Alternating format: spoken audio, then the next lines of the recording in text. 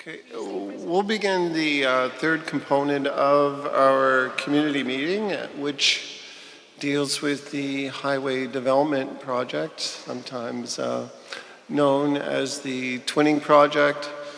And I just want to first off recognize that there were a lot of people that have worked on this initiative, certainly before my time, and I just want to take this opportunity to recognize Gerard Julian, who is here.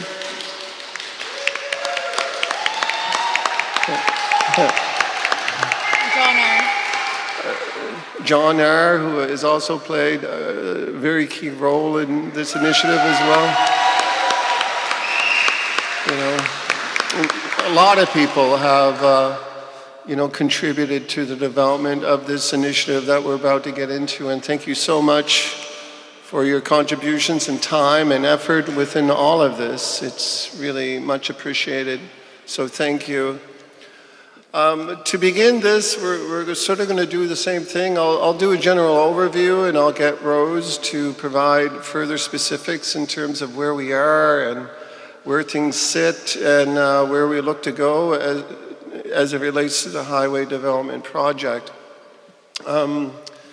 Recently, as recent as last week, we had discussions involving the highway project. We had discussions with a fellow by the name of Dwayne Cross, who is the lead person with the Department of Transportation and Infrastructure there with the province.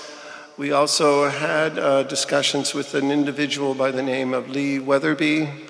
He is the consultant that is our person that is coming up with a compensation amount as it relates to this development project.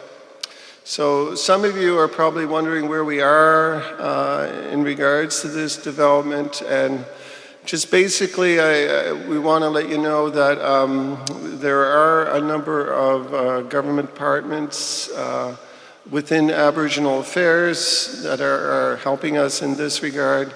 There are individuals, obviously, with the province, the Department of Transportation and Infrastructure, helping us with this initiative as well.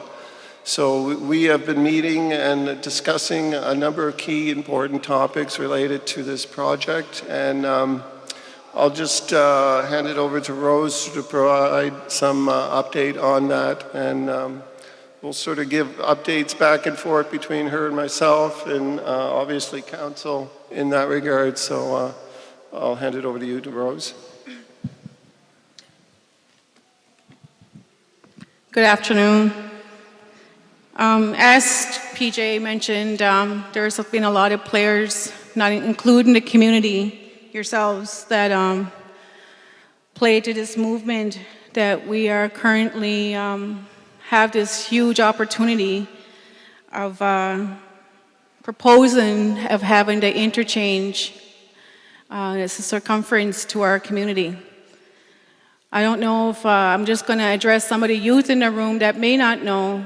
Back in 2008, Chief Gerard Julian and I at the time had heard about this proposed highway that was coming through from Antigonish to the Strait of Canso.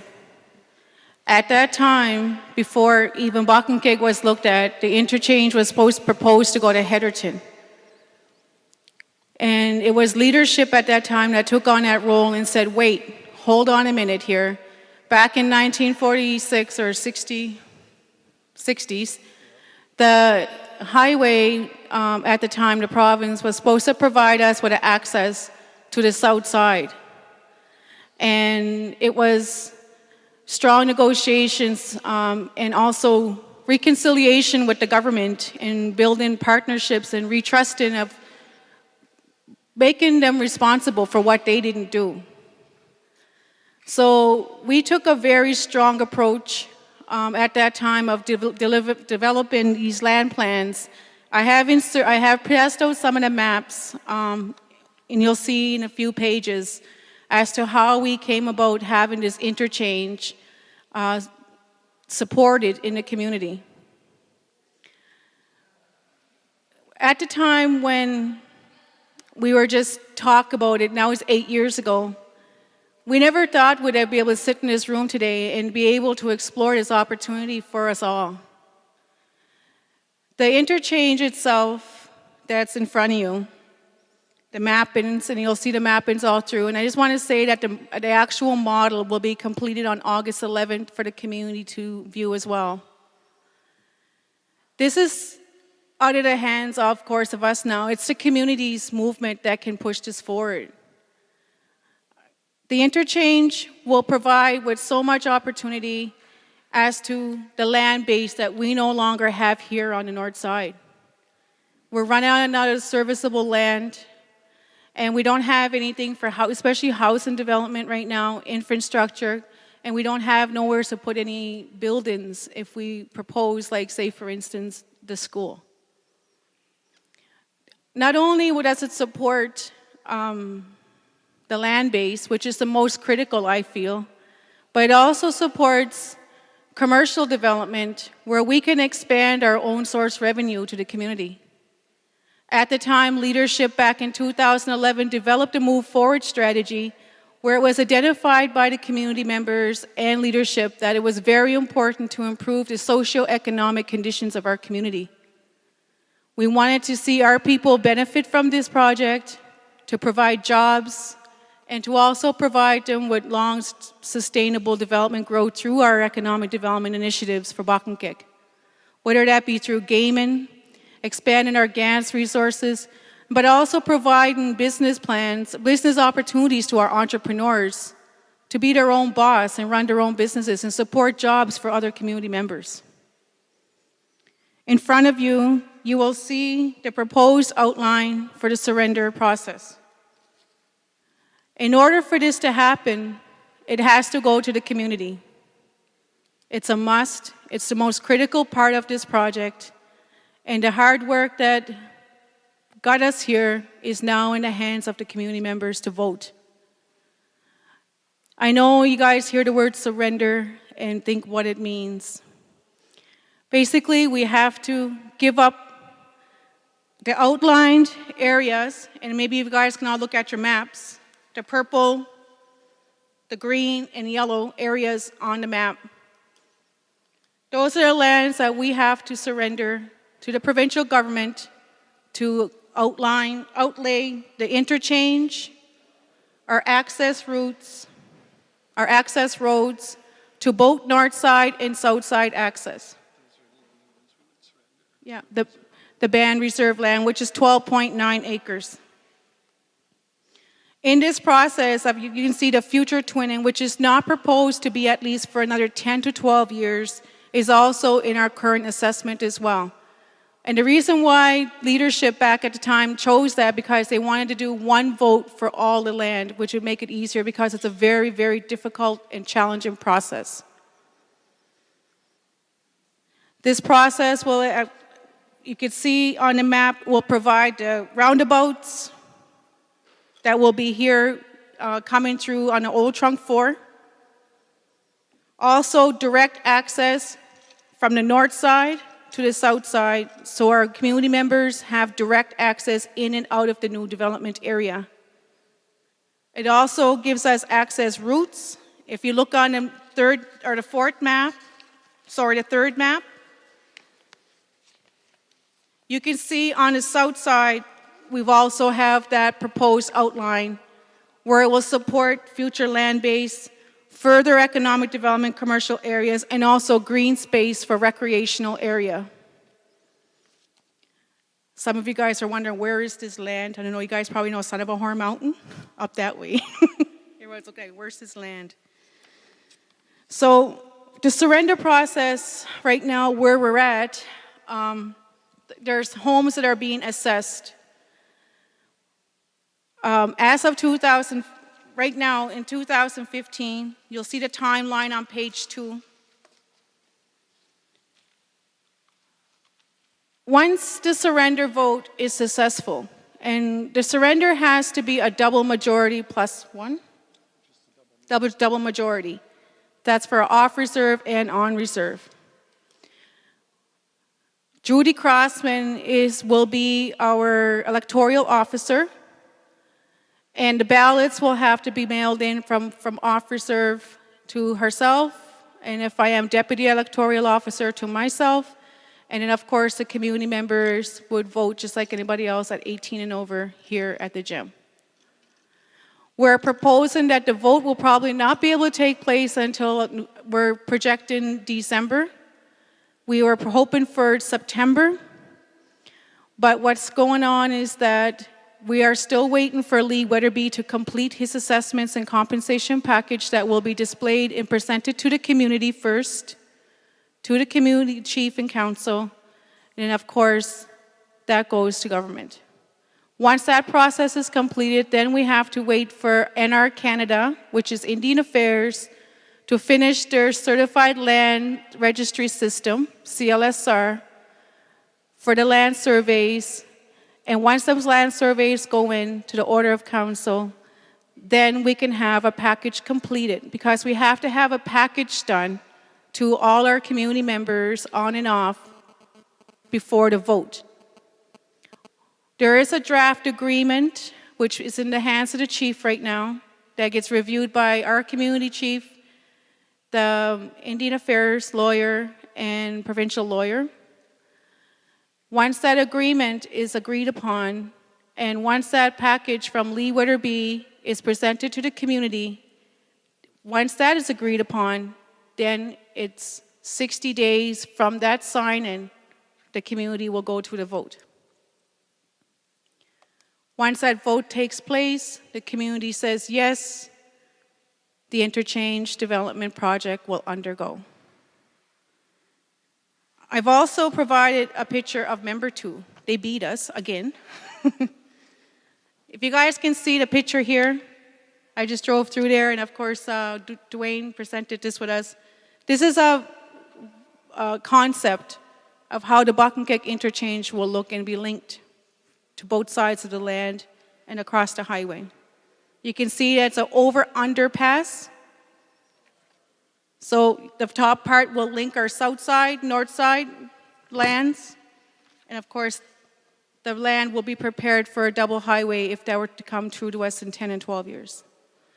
The focus right now, and I want to make sure that you guys are clear about this, the focus right now is the interchange.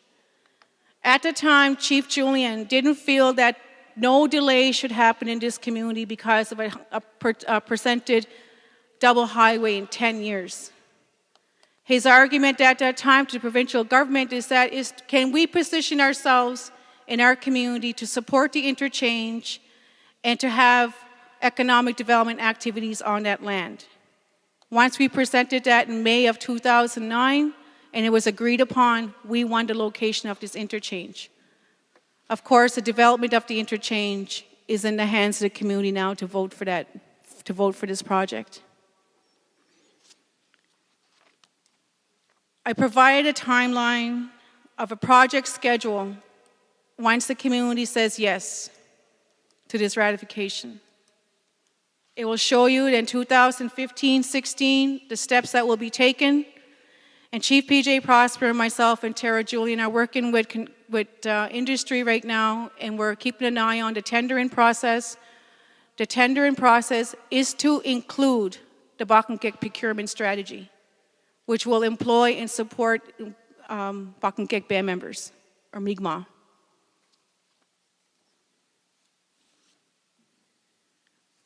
We are envisioning that our interchange will be open to public traffic on 2016, November 2016. We apologize if there was any kind of misunderstanding on any kind of assessments on the homes. At this current time, the homes that will be impacted will be 3 for sure. The 3 that we're discussing will, of course, will be Kim Julian,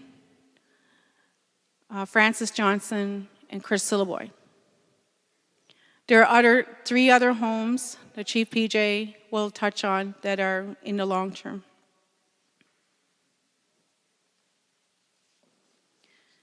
So I guess now it's that's basically,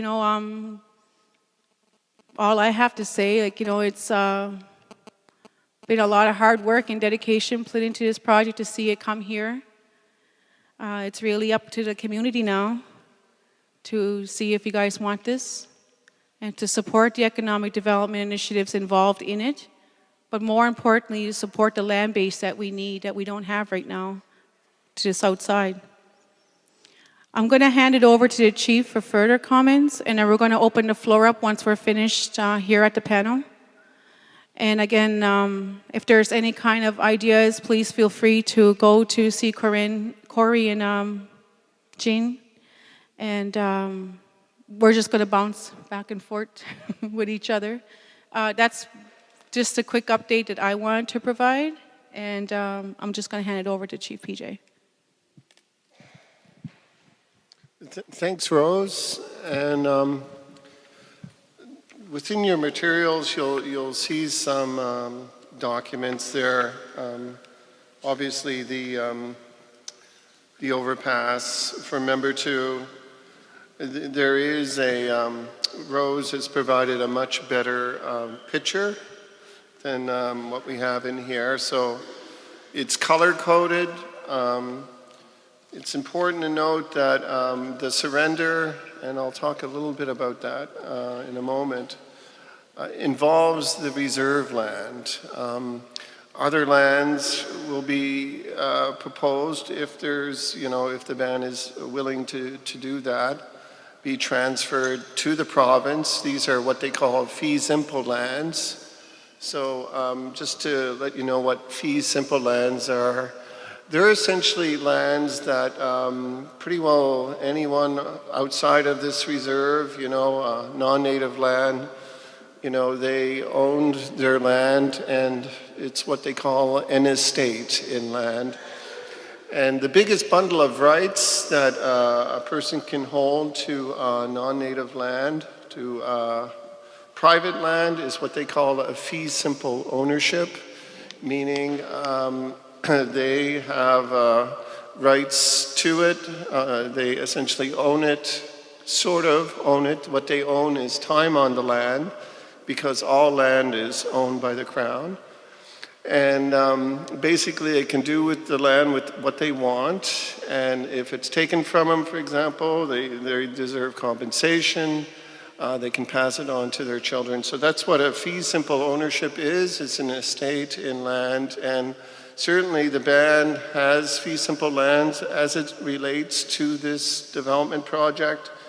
That is outlined in the purple. So the purple is not reserve land, it's private land that we own as a band. I believe it has to be held in a name, either a company or a person, and it's currently held in John R's name.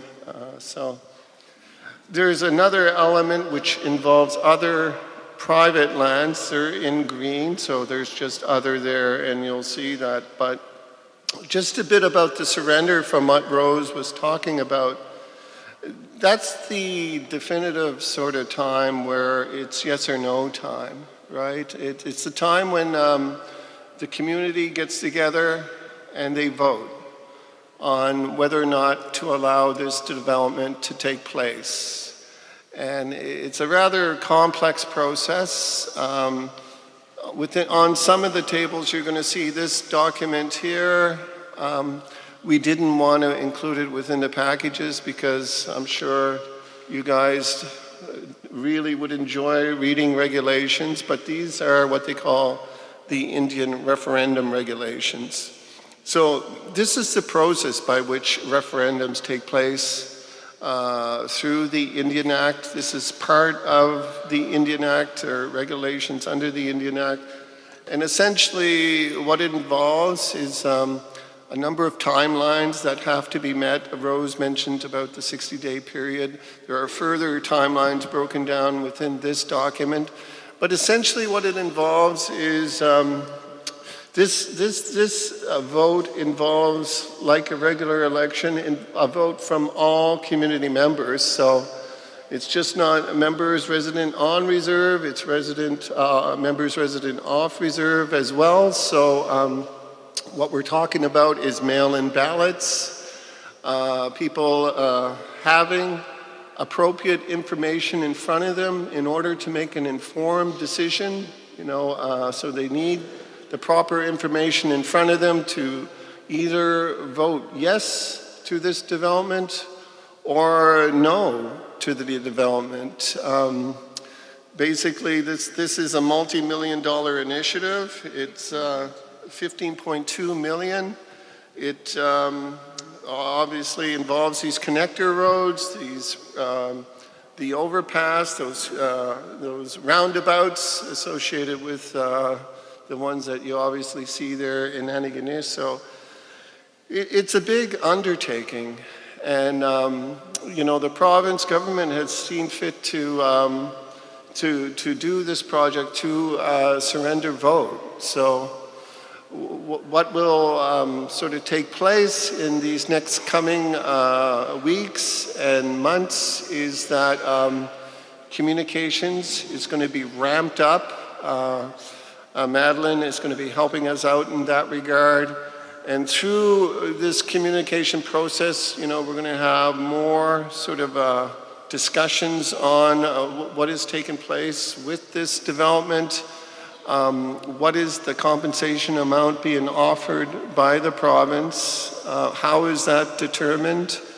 And, potentially come what some people are saying around December is when the ratification vote will take place.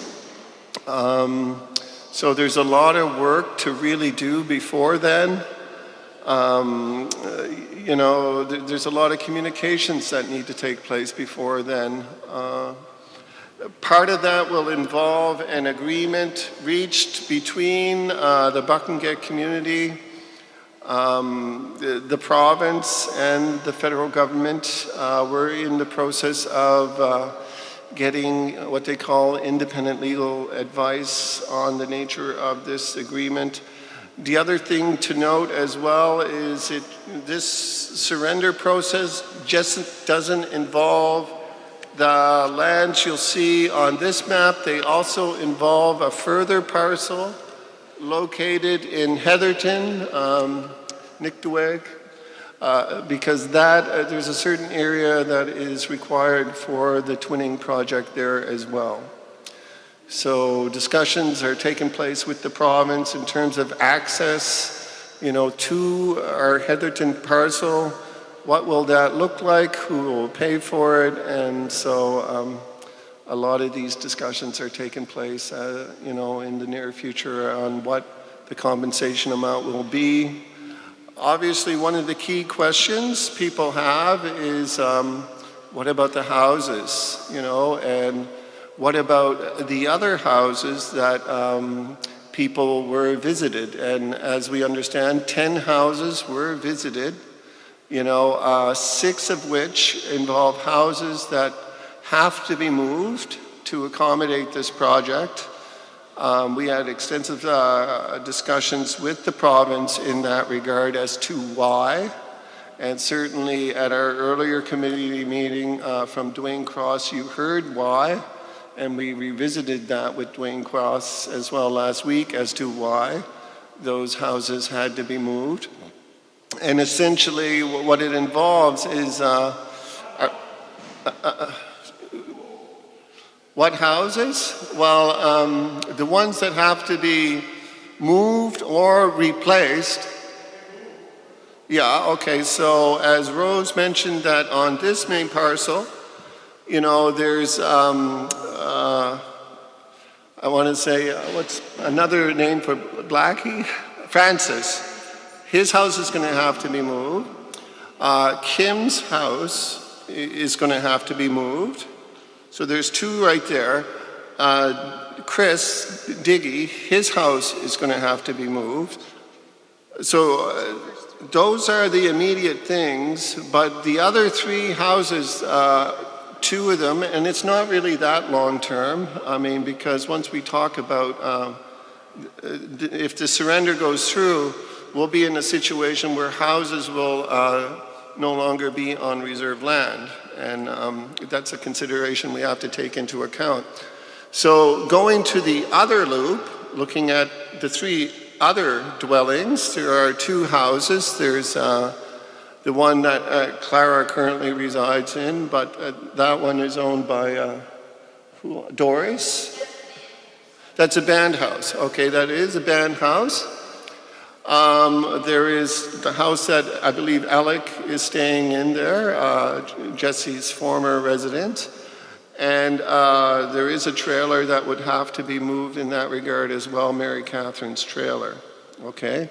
So those are the other 3 for a total of 6. Now, as I mentioned before, there were 10 dwellings that were visited. Okay?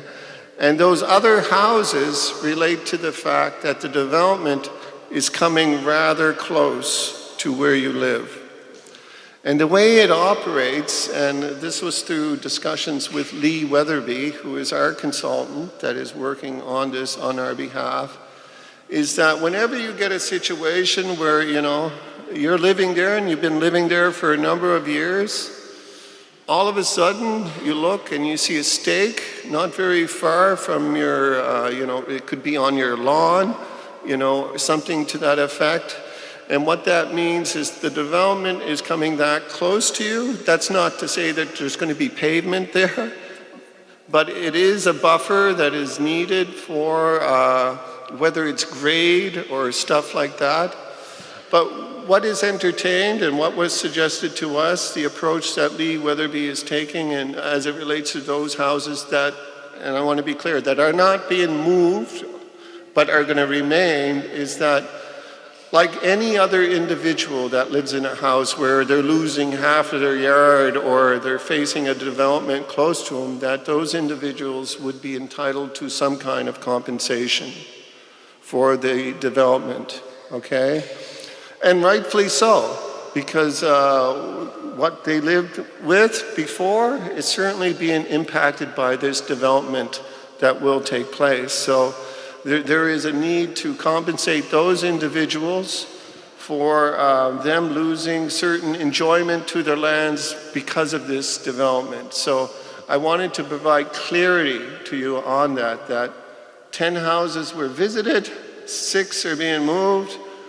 Now the question is, where are the 6 houses going? And as mentioned earlier, yes, we are suffering certain challenges with respect to current housing allocations right now.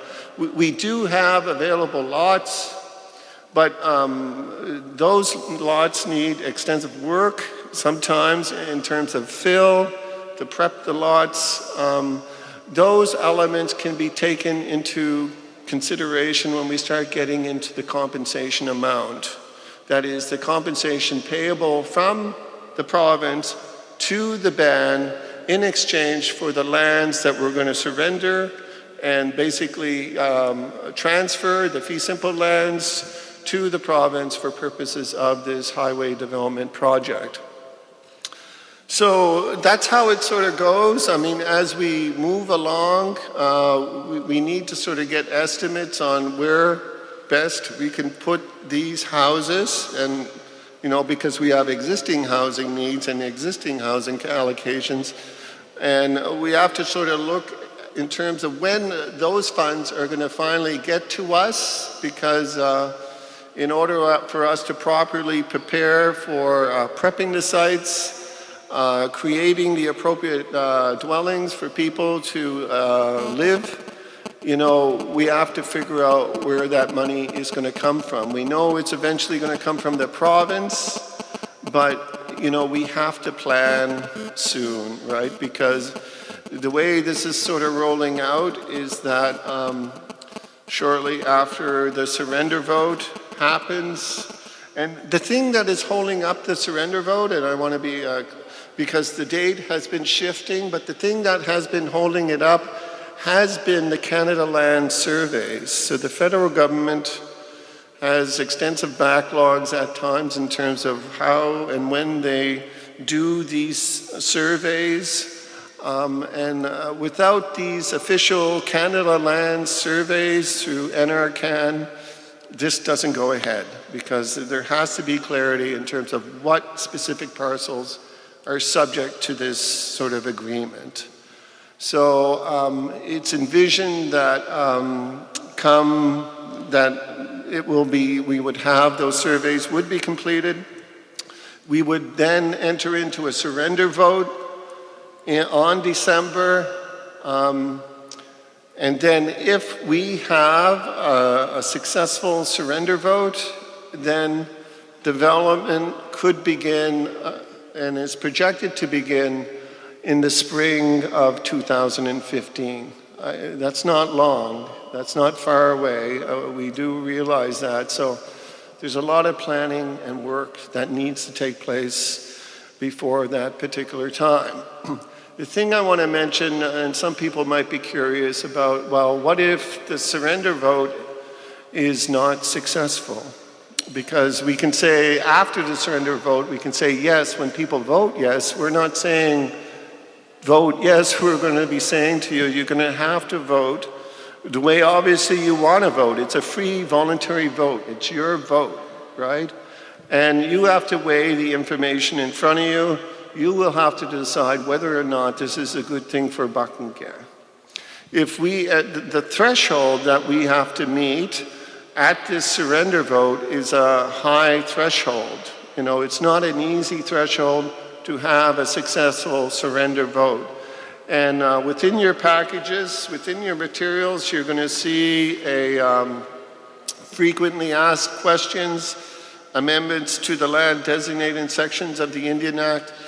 That part of the Indian Act has been revised, amended from the Jobs and Growth Act. But essentially the threshold, the voting threshold that we will have to meet is what they call a double majority. Now, what is a double majority? So let's just take the idea of 100 voters, right? So if we have 100 voters, at least 51 of those voters, a majority, has to vote, okay? That's one majority. So the first majority is a majority, of 51 voters. Of those 51 individuals, a majority of those individuals have to vote yes. So essentially, what are we looking at? 26 individuals voting yes. So there's two majorities. There's the majority of our voting membership that are going to have to cast a vote, and then of that, a majority of them is going to have to vote yes in order for this to work. Okay? And I'm telling you right now, there have been instances where communities have not made that threshold. And if we get into that situation, we'll just have to deal with it accordingly. And within the Indian referendum regulations, there are provisions for another vote. It's not as extensive of a timeline, but it's going to add several, if not many months to this process to have another vote come about. So that's basically some of the stuff that I wanted to mention to you. And obviously, we do realize that there are further questions that people have, and we're willing to try to answer those questions.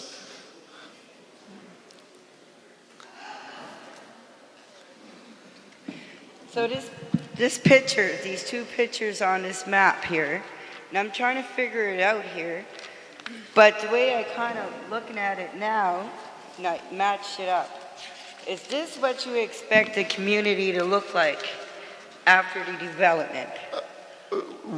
That's a very good question. This map, which is the bottom half of yours, Right? is This map. Yeah. It's a development concept. So it's a conceptual sort of plan that Rose had worked on with several individuals. So it's not etched in stone. No. It was just an idea that was sort of put out there to consider the development on the south side of those lands. So all of this is for business development, the south side, pretty well? So if you look, here we are here. We're in the shoe print right here. So you take that, this is the other side of the highway. That's what I'm talking about, the so bottom if you look, half. the yellow part, the yellow and orange areas are what we call high-profile land areas. And when we did the assessment with the surveyor, he said that those could be potential areas where we could stop traffic on both sides of the land. So going north and southbound, we could stop traffic on the north side, which is our side here, across the medical center. We could put whatever development there, but he said where the land profile is so high on the south side, there is potential area there where we could also put another service station or put another gaming house or whatever the community identifies, some business tenants could go on that side. We also did the servicing scheme for the back area, and you can see that in the blue, and you'll see the road accesses coming in. That also gives access in lots. So those are lot developments for housing. Okay. In blue. And the green areas we identified could be other areas for recreational use, like maybe, whatever. Again, it's a community plan. Okay. You guys will be concepting this. We developed this at the time with the last council to negotiate what opportunity can we get if they were to, and our argument was that they never fulfilled their obligation to our community in the 60s. And this concept kind of got us to where the interchange location development could be proposed. So I'm glad to see that green is on there, and it is stated for recreational, right? Yeah. Okay, I went to a meeting in Member 2 on their twin development for active transportation.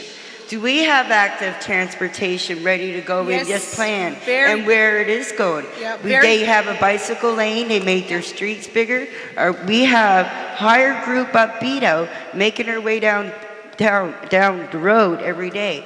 How are we going to fix Great this? question. It's also the active transportation plan for safety and also for active measures for physical activity are all included in the development. But where? The most critical part, of course, will be at the trunk 4.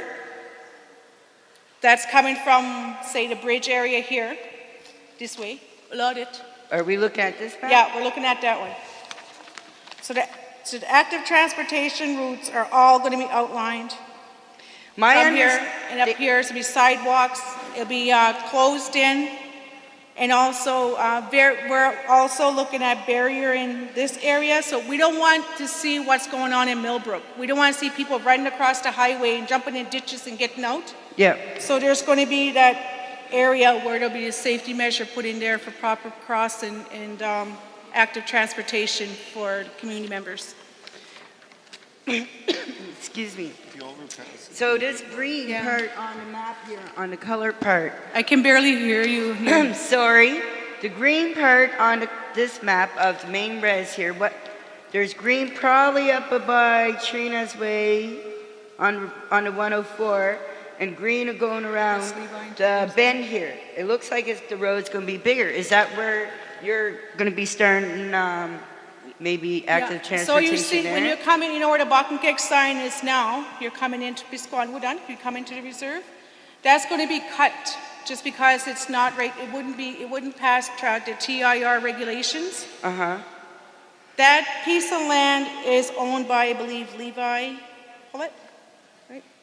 And the province is actually dealing directly with them because they're the sole owners of that land. So that area between where Trina is, that will actually just be like straightened out. Like so that the traffic will come down because where the bridge is right now is going to be where there's going to be like a rotary right here, where that's going to be the entrance and exits for us to get in and get out up that area. Now you guys know Taylor's houses are gone as well. You guys will see those already went to acquisitions. They're very comfortable and happy. They're living and tracking somewhere. That area will also be flattened out. So that bend coming up Beto, that sharp turn, that will also be straight.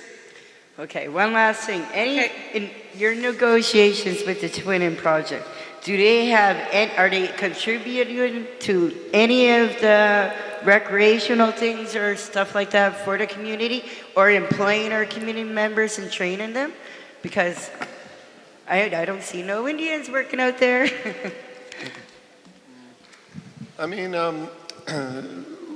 one of the We have heavy equipment operators here. We have the people that have to train it. What is the negotiations you have with them to employ our people is what I'm asking. I mean, as Rose mentioned earlier, we want to insert specific wording within the tender. So the province is going to tender this project out. And within that tender, where people bid, they're going to have to submit their sort of part of the bid on how they're going to include Paqtnkek community members within the development.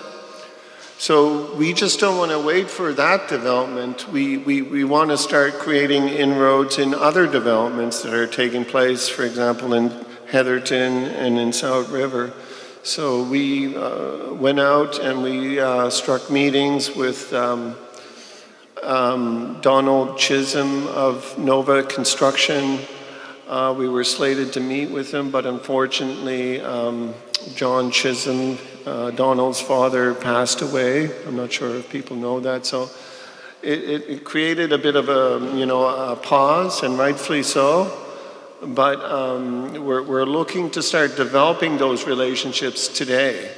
Not just waiting for this project, but as you know, there are other projects that are going on. So it is an active component. Getting back to the active element of what you're saying is part of the overpass wouldn't just have a 2-lane to it. There's going to be a recreational lane there as well. So it would provide a throughway for individuals, whether biking or walking, your own sort of lane going right across the overpass itself. So as of now, Member 2 is the only community with active transportation in it, right? They don't have no other walks everywhere or bicycle lanes, and they just got that in 2 years. So that's why I'm asking about that. And one more thing about this recreation development here that you have there, what is it for? Recreation? What if we wanted a new ball field with lights? Well, you put on a vision list. Like I said, this is a concept, and this is just the start of some really extensive planning that's going to take place. Right now, what's critical is that the vote process and communication process and understanding is flowed to the community members. The next few sessions from now until probably to November will all be included, and I'm hoping C meeting will help us capture some of that, is developing those community plans as to what kind of tenants we want to see enter the community, what kind of tenant strategy the chief and council will use to negotiate to bring these chains into the development if the surrender process is successful, and also the concepts will all be developed by the community. So it will be outlined, like this is something we used to negotiate the area. The further planning will all be intake from the community members. Is there any other chance that they're going to take any more land without consulting us first? No, absolutely. The lands as outlined in the plan, and there is a further small lot involving Heatherton, not in here, but it is in... Yeah. But for the most part, that's what they would need for purposes of this development, and that is all they need for purposes of this development. The twinning, we couldn't get a final date on when that twinning will go through. We heard anywhere from 7 to so many years, so that's the extent of it here. And that's part of the holdup is getting the proper surveys to be part of the agreement that will eventually be voted on by community members. Okay. Thank you. Thank you. Thank you, Cheyenne. Let's see. Is there any other questions? I don't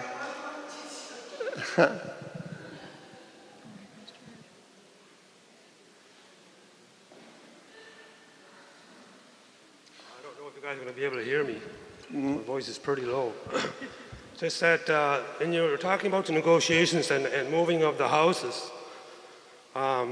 Did you guys still negotiate that the province would buy those houses? What we were talking about in the early stages was the province to buy the houses and then maybe sell them back to us for $1 and then move them, and then you'd get like, instead of the 3 houses that have to be moved right now, you'd get 6 houses to address some of the housing shortage that was going to take place. So we talked to Dwayne Quas about that, so I don't know if they mentioned that to you guys when you were doing your negotiations. Yeah. What was discussed was replacing the houses. So we would be compensated for the replacement of the houses, but the idea from that would be that it would be upon us to move them. We would bear that cost, but if we can move those houses, it's almost like a double benefit, where we can get additional houses if they're capable of being moved, but also the replacement cost and prepping for those additional houses. Yeah, so in the negotiation process, as some of that fee simple land has to be given up too, that's where we were looking at trying to raise the money so that we can move those houses. So, the burden's on us. So if we're negotiating fee simple land that belongs to us, then that a part of that negotiation would include the cost to move those houses at the end of the day, so that you'd have 3 more units or whatever, or 2 more units at least. I don't think Dickie's house can be moved, but 2 more units anyway to be added to our inventory of housing. So that's all I wanted to add. Thank you. Thank you. Thank you. I'm just trying to think if there's any other things I want to draw your attention to, and certainly if you have questions, Darlene. I just have a question about, you were mentioning earlier that part of the fact that in the past the province didn't honor their obligations to, like, where they were supposed to put a sound barrier and all that stuff back then. I'm just wondering, is it, if say the vote goes no, is that going to be still part of the, like, are they going to have to do that for us because they never did it in the past? One of the things I want to be quite clear, because we put the question to the province, what if the vote goes no? I mean, there is the idea of a second vote, right? But if we're going back on a second vote and again it's no, if it's quite clear that the community doesn't want this development, it's not going to happen. The overpass would probably go to Heatherton, and there would be developments and negotiations that would happen around there. So that's one of the realities. So there wouldn't be a development, so you wouldn't have to worry about appropriate sound barriers or anything like that. No, but saying that when it first happened, when they first purchased the land there to do the Trans-Canada, that was part of the obligation on the province that they were supposed to do that, right? And I'm just wondering, if we don't get the overpass, are they still going to have to address us in some form? Because that it still shows that, or they still never did it. Yeah. I'm just wondering. No, that's very, very good point. I mean, currently there is an outstanding issue of a specific claim with respect to access because since the mid-60s we didn't have access to those lands on the other side of the Trans-Canada. You might recall even the access road in Beedale was continuously dug up occasionally. So the federal government had their own idea on what was appropriate access, and that was subject to a specific claim, and a valid specific claim was found with respect to that. There was an offer made, as I understand it, on the access that should have been provided since the mid-60s onward, and that offer presented to us was rejected. I believe on the basis of it wasn't just sufficient amount of money, it wasn't enough compensation for that. So there's still an active specific claim there as well.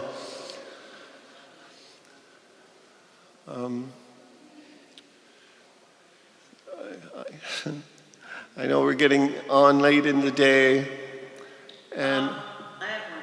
Sure. You mentioned double majority vote, right? You said out of 100 voters, 51 votes have to go yes, right? Yeah. Then the 50% of that votes, 26 votes have, that don't sound like it's going to be kind of anonymous kind of thing. How are you going to know which 51 band members voted yes and get them to vote yes on the other thing? Is that how it's going to go or what? It's one vote, and But you mentioned double majority. yeah, and so with one vote, two majorities are going to have to be met in order to have a yes. Okay, so the first majority is a majority of the eligible electors in the community, both on and off reserve. So we're roughly looking at 570 people. So a majority of them are going to have to vote, okay? So that means for people under the age of 18 are going to vote? No. But we don't have 500 and some odd voters that are eligible to vote. We only have like maybe 300 and... 200 and something? Yeah, Yeah. whatever the voters list is, I mean, the 500 and something, you're right, is the total membership. I think it factors down into 300, 280 something. So a majority of them are going to have to vote. And of that majority, hopefully there'll be a majority of them that say yes instead of no. 51% of the eligible voters have to vote yes. No. 51% of the eligible voters have to vote. Oh, vote, okay. Okay, gotcha. Okay. I know it's confusing. Yes. They do talk about the double majority. You'll see it. I'll just draw your attention to it quickly. It's okay.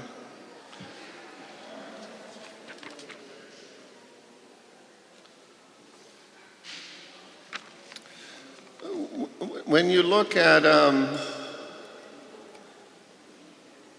I just can't find it right off. It's in here, the majority of the majority, but it is as we're explaining. It's in the document. I just can't grab a hold of it right away. The person that we have working with us, her name is Judy Crossman. And Judy, there was only one other Mi'kmaq community that went through this kind of process, such as us, which is Madawaska in New Brunswick. And they went through the voting process, and they've been communicating with us and helping the chief and council here and myself as to how they did their voting and their communication packages. And so Judy was working with Madawaska, and we're fortunate that we also have her working with Paqtnkek on the similar files. So we're the second Mi'kmaq community in the Atlantic region to be taking part in a surrender vote. Okay, Tanya, just to follow up on that, I finally did get it. It's question 4 under the document that is included, this document here that says frequently asked questions. Question 4 explains what the majority of a majority is, and it says, majority of a majority means that a majority of eligible voters must vote, and that a majority of those who vote must vote in favor, and that would be the second majority. Stephanie? We just have a question. As Aboriginal people, maybe you can explain to us how we surrender land. Like, we don't understand that. Like, sure. We never thought that Aboriginals can surrender our land, or it's our land. Okay. But yeah, give us an explanation, please. Sure. I mean, and that's a very, very good question. The whole idea of surrender and the surrender of lands has been around for a very long time, even before the Indian Act in 1876. The whole idea of how lands should be surrendered was laid out in a document called the Royal Proclamation of 1763.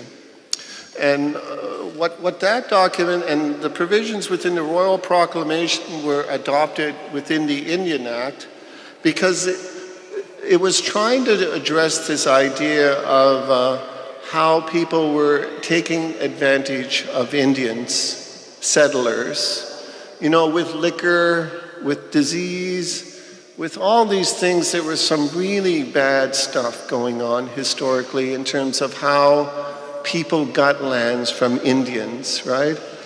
And so what was decided was, in order for anybody to get any further lands from Indians, that there had to be a process to it, a surrender process. And what that surrender process did, since, lands are held in trust by the Crown, so we get to enjoy the lands, but they're held by the Crown, that if we want to get rid of our reserved lands, we can't sell it directly to a private individual. We can't sell it to somebody off the reserve. The process that exists through the Indian Act, the surrender process, is that if we want to get rid of this land for any purpose, that a surrender has to take place in accordance to the Indian Act. Okay? And it's outlined within these Indian referendum regulations as to what that process is about. And if people vote freely and voluntarily and have all the information they need to make a really good informed decision and say, yes, we want to surrender these lands for a certain development or other reasons, then that land goes directly to the federal government, okay? It's really odd because if you go off reserve, anybody can sell their land to anyone, right? It's an open market, right? It's a free market, a willing buyer, a willing seller. But when it relates to reserve land, what the surrender process is when we surrender it, if we surrender it, it goes to the federal government, and from the federal government, it goes to either a private individual or the province of Nova Scotia. That's essentially what the surrender process is all about. It prevents people from taking advantage of us, but it also ensures that the federal government, who is responsible for who we are, ensures that the process takes place properly. So when Rose mentioned that a person by the name of Judy Crossman, she is with the Department of Indian Affairs, and she will be the electoral officer for this surrender. So she's going to be the person that ensures that all the requirements within these Indian referendum regulations are followed to the letter. That, there's no exceptions, that every proper step is taken. And if we get to that point of a surrender, then the other thing I want to mention is this is what they call a conditional surrender. It's not an absolute surrender. So there is what they call a reversionary interest, meaning if these lands were for some reason no longer required by the province for purposes of a highway, there are provisions within the surrender that say it'll go back to us, it'll go back to the band. So it reverts back to us if it's no longer needed for purposes of a highway. And when it comes back to us, it needs to be in good environmental shape, like it can't be crap, it has to be environmentally safe. And that's sort of where we're getting at with this surrender. So it's like what they call a conditional surrender. The condition being that if it's no longer used for a highway, it goes back to us, the band. Also, I'd like to add to Chief Prosper, the surrendering process also, once the province once we surrender the land to the province and they develop this interchange in these roads, they become the provinces. So all the servicing that's involved with the roads is not going to be responsibility and expense to the band, our dollars. They will be maintained, they will be serviced through seasons by the province. And that's one thing when we are going through that process is that we didn't want to be burdened because we only have so much dollars from O&M, from Indian Affairs. So all of that servicing will be responsible by the Department of Nova Scotia Transportation Renewal Department. That's an important point. That goes with snow removal and maintenance and stuff like that. It's part of the agreement that the province takes on that responsibility. Me and Darlene talking over here because I was trying, because in case anybody didn't wanted to read more maybe about the surrender and the land process, land claims and stuff like that, what section of the Indian Act is it? Okay. If you want to read it within the Indian Act, look at Section 39 of the Indian Act, which deals with surrenders and land designations.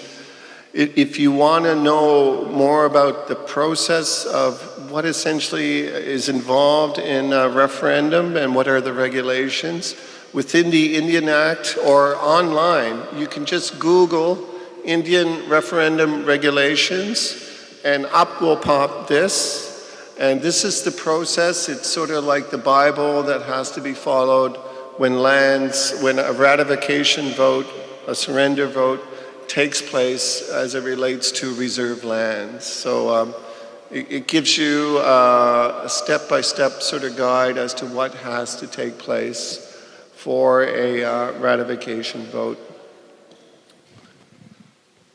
Also, while you're reviewing that Section 39, you might want to read the land designation piece, where this will also, after the land has been surrendered to the province for the interchange, we also have to designate our land for economic development activities.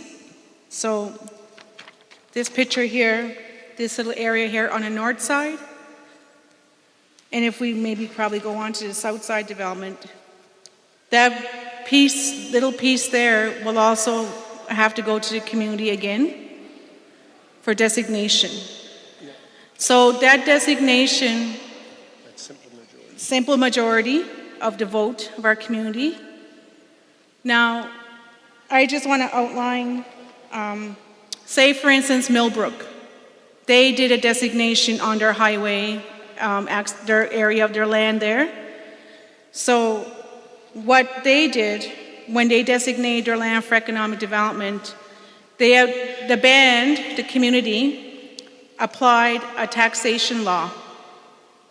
So where this community plays commercial development, like they have Sobeys, A&W, Cinemax, and all that stuff, the band actually collects taxes off that land and reinvests that money that they collect from the revenue dollars, as revenue stream dollars, extra revenue, back into community development. And I think Millbrook showed me their financials of what they get every year for tax is $600,000 extra dollars a year that they collect revenue from taxation. So I just wanted to point that out, that this is step one, there's a step two for the community to say that we're going to be putting, we're going to put a Cinemax up there or Tim Hortons or whatever, we'll have to tax, the community will have to tax that enterprise. And we collect the tax. We're the tax collectors of that. Does it matter who owns that business, if they're native or not? If they're ILNO, they're not taxed. It's mostly enterprises like the head leases that we will be targeted for taxing. Our First Nation, Mi'kmaq entrepreneurs are not touched. So just to maybe just sum this up, and obviously if there's any further questions, one of the biggest thresholds we're going to be facing is the double majority vote come December. If that's a go. If it's a yes, great.